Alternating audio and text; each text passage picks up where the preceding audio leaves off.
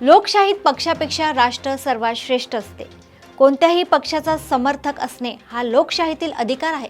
मात्र त्याच पक्षाच्या प्रत्येक चुकीचे समर्थन करणे ही देशभक्ती नसून अंधभक्ती आहे। अटल बिहारी वाजपेयी यांनी मांडलेला विचार आजच्या राजकीय वातावरणात अधिकच समर्पक वाटतो। अटल बिहारी वाजपेयी यांचा सत्तेपेक्षा देशहित म्हणजे सरकार येतील जातील, पक्ष बनतील बिघडतील, पण हा देश राहिला पाहिजे, या देशातील लोकशाही जिवंत राहिली पाहिजे, हा विचार आजच्या काळातही सर्व पक्षीय नेत्यांसाठी एक मोठा धडा आहे। आज अनेकांनी राष्ट्रहितापेक्षा पक्षहिताला प्राधान्य दिले आहे।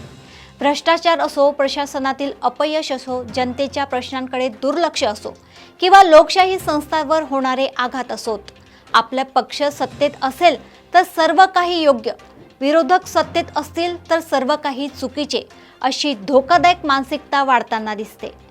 सत्तेवर बसलेल्यांचा प्रत्येक निर्णयाला टाळ्या वाजविणे ही नित्याचीच बाब बनली आहे। जनतेच्या प्रश्नांकडे दुर्लक्ष करणाऱ्या, चुकीचे निर्णय लादणाऱ्यांना किंवा उत्तरदायित्व टाळणाऱ्या सरकारला जाब विचारणे हा प्रत्येक नागरिकाचा घटनात्मक अधिकार आणि नैतिक कर्तव्य असायला हवे। याशिवाय सत्तेच्या चुकीच्या धोरणांवर कठोर प्रश्न उपस्थित करणारा, अन्यायाविरोधात निर्भयपणे आवाज उठवणारा नागरिकच लोकशाहीचा खरा रक्षक आणि राष्ट्रहिताचा खरा पहारेकरी ठरतो।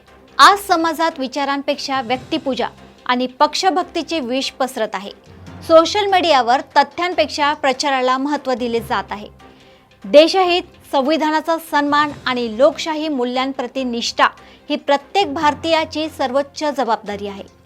पक्ष, विचारधारा आणि सत्ता यांचे स्थान महत्त्वाचे असले तरी राष्ट्रहित त्याहूनही मोठे आहे।